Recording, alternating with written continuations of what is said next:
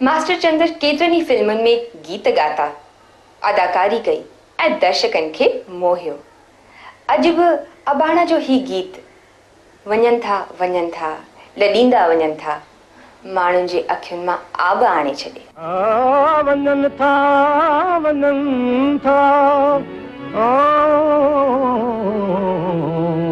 उदासी वञनि था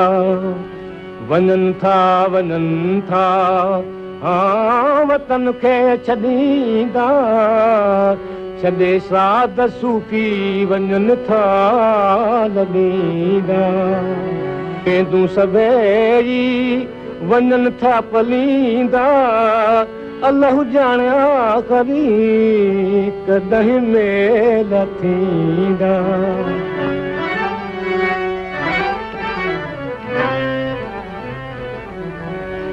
वतन खां जुदा थी लॾींदा वञनि था, यार पखी बाग पंहिंजो छॾींदा वञनि था, वो छॾींदा वञनि था। है पका पुराणा, है वतन जताना, है मिठाया बाणा। है पका पुराणा, है वतन जताना, है मिठाया बाणा।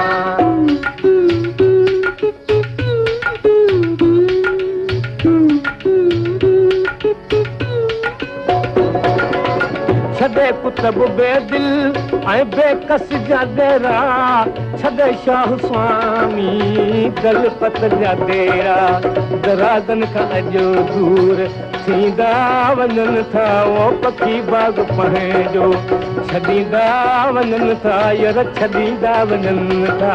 है पका पुराणा, है वतन जताना, है मिठा बाणा। है पका पुराणा, है वतन जताना, है मिठाया बाणा।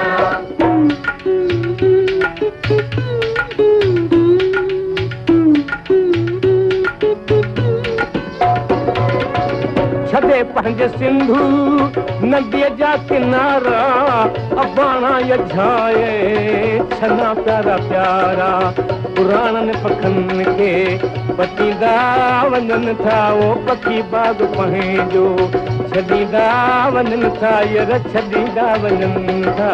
है पका पुराणा, है वतन जताना, है मिठा बाणा। है पका पुराणा, है वतन जताना, है मिठा बाणा।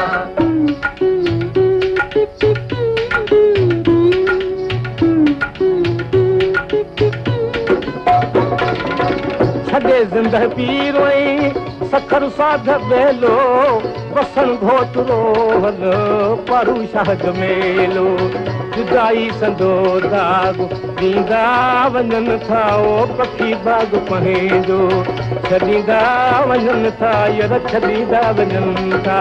है पका पुराणा, है वतन जताना, है मिठाया बाणा। है पका पुराणा, है वतन जताना, है मिठाया बाणा।